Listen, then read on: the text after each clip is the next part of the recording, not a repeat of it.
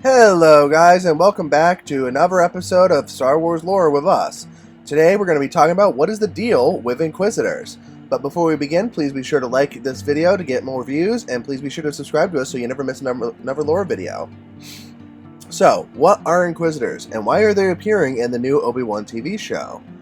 Those are the questions that I'm going to answer, and I'm going to let you know just what these Sith wannabes are capable of. So, first off, what is an Inquisitor? Well, it's kind of interesting. In original Star Wars, the most bad person that a Jedi could run into post the rise of the Empire was Darth Vader.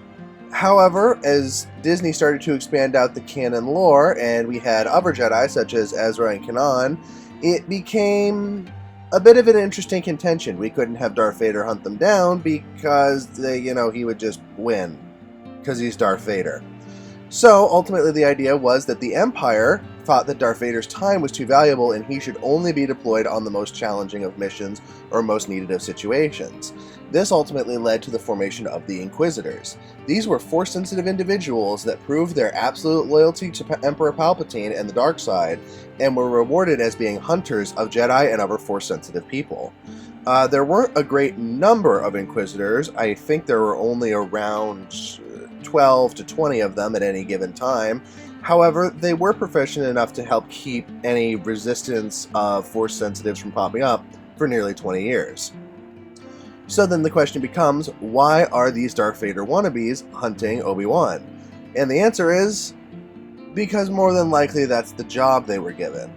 After the events of Revenge of the Sith, we know that Darth Vader is aware that Obi-Wan is still alive. He is considered one of the most powerful Jedi now remaining at this point in time, and is undoubtedly a top priority for the Empire, even for the apparent 10-year gap that this series is supposed to be taking place in. So, with that in mind, it would make sense that the Inquisitors would have a steady eye out for him, as well as Master Yoda, but nobody's finding Yoda out on a swamp. So, with that in mind, what can the Inquisitors do, and what kind of threat are they to Obi-Wan? Well, Inquisitors were a threat to most people that didn't have training or didn't have Force abilities. In general, Inquisitors could use certain light Force abilities, such as simple Force push, or using Force sensitivity to try and find things.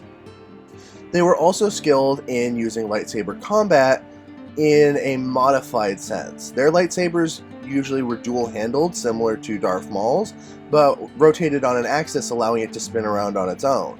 While this does look incredibly cool, it's undoubtedly because the vast majority of Sith Inquisitors probably weren't as proficient with lightsaber combat as almost any other Jedi or even other types of Force sensitives were. So this was probably to compensate for that.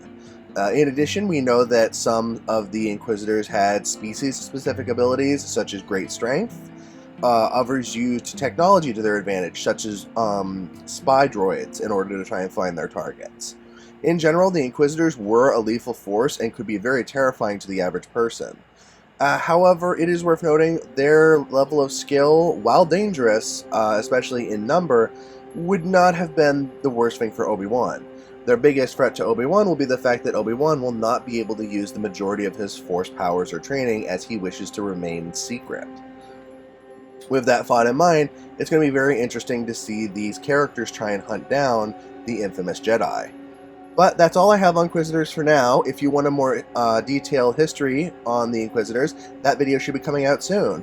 But please be sure to subscribe so you don't miss that or any of our other videos. Bye!